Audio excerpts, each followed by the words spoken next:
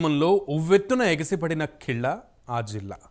అక్కడి ప్రజా చైతన్యం అధికార పార్టీలకు సైతం చుక్కలు చూపించింది. అభ్యర్థిని పార్టీని చూసి కాకుండా నచ్చిన అభ్యర్థిని ఎన్నుకునే నైజం ఆ ప్రాంతం వాసులకు సొంతం.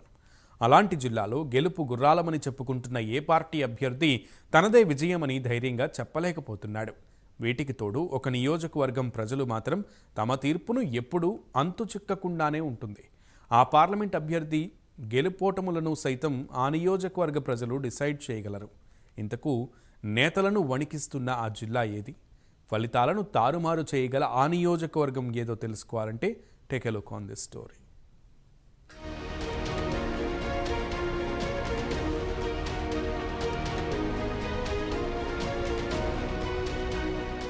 మెదక్ పార్లమెంట్ స్థానానికి పోటీ చేసిన 3 పార్టీల అభ్యర్థులు గెలుపు తమదంటే తమదేనని ధీమా వ్యక్తం చేస్తున్నారు. ఈ ఎన్నికల్లో మాత్రం నువ్వా నేనా అనే స్థాయిలో 3 అభ్యర్థులు పోటీ పడ్డారు. మరోవైపు మెదక్ స్థానాన్ని 3 పార్టీలు ప్రతిష్టాత్మకంగా తీసుకోవడంతో బలమైన అభ్యర్థులనే బరిలో నిలిపాయి. ఎలాగైనా మెదక్ స్థానాన్ని కైవసం చేసుకోవాలని జాతీయ పార్టీలు హేమాహేమిలను ప్రచారంలో దింపాయి. అయితే మెదక్ పార్లమెంట్ అభ్యర్థుల గెలుపోటములకు మాత్రం దుబ్బాక ప్రజా తీర్పు కీలకం కానుంది.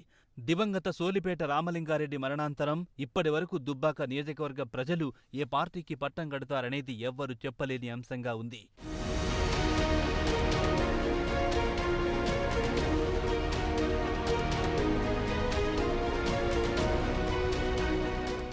బీజేపీ తన అభ్యర్థిగా మెదక్ నుంచి రఘునందన్ రావును రంగంలోకి దింపింది. పాత దుబ్బాక మండలం బొబ్బాపూర్కు చెందిన రఘునందన్ రావు మెదక్ పార్లమెంట్ బరిలో నిలవడంతో ఈ ఎన్నికలు ఆసక్తిని రేకెత్తిస్తున్నాయి. దుబ్బాక ప్రాంతానికి చెందినవారు కావడంతో రఘునందన్ రావుకు ఈ ఎన్నికలు కలిసొస్తాయని విశ్లేషకులు చెబుతున్నారు. దానికి తోడు దుబ్బాకలో గెలిచిన బీఆర్ఎస్ అధికారం లేకపోవడంతో కూడా రఘునందన్ రావుకు కలిసొచ్చేలా కనిపిస్తోంది. ఇక బీజేపీ అభ్యర్థిని గెలిపించుకుంటే కేంద్రం నుంచైనా నిధులు తీసుకొస్తారని ప్రజలు భావిస్తున్నట్టు తెలుస్తోంది.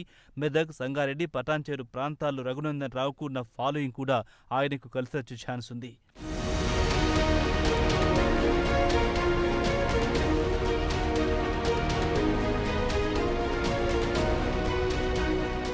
బీఆర్ఎస్ అభ్యర్థిగా మెదక్ పార్లమెంట్ బరిలో నిలిచిన వెంకట్రామరెడ్డి తనను ఎంపీగా గెలిపిస్తే 100 కోట్ల రూపాయలతో ట్రస్ట్ ఏర్పాటు చేసి నిరుద్యోగులకు ఉపాధి కల్పన శిక్షణ అందిస్తామని ప్రకటించారు.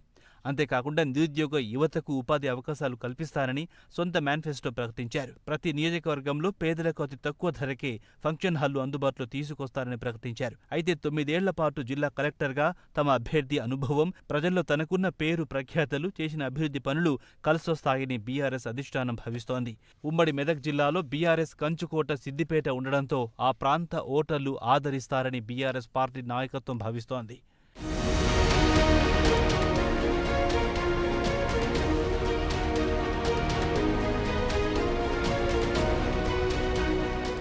ఇక మరో అభ్యర్థి రాష్ట్రంలో అధికారంలో ఉన్న కాంగ్రెస్ పార్టీ మెదక్ స్థానంపై కన్నేసింది. అందులో భాగంగా మెదక్ పార్లమెంట్ స్థానంలో బలమైన సామాజిక వర్గం నుంచి నీలం మధును రంగంలోకి దింపింది. రాష్ట్రంలో అమలు చేస్తున్న సంక్షేమ కార్యక్రమాలు, పథకాలు తమకు కలిసొస్తాయని కాంగ్రెస్ పార్టీ భావిస్తోంది. దానికి తోడు పార్లమెంట్ వ్యాప్తంగా ఉన్న నీలం మధు సామాజిక వర్గం కూడా కలిసొస్తుందని అంచనాలు వేసుకుంటున్నారు.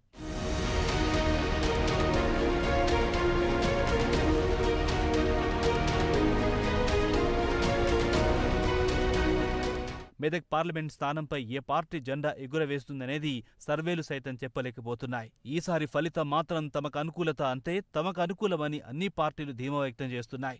సొంత సర్వే సంస్థలిచ్చిన రిపోర్టులను చూసి గెలుపు తమ పార్టీది అని ప్రచారం చేసుకుంటున్నారు. అంతేకాకుండా ఎగ్జిట్ పోల్ సర్వేలు సైతం తమకే అనుకూలమని అన్ని పార్టీలు చెప్పుకుంటున్నాయి. నిజానికి ఏ పార్టీకి ప్రజలు పట్టం కడతారన్నది ఏ సర్వే సంస్థ కూడా కుండబద్దలు కొట్టి చెప్పలేకపోతోంది.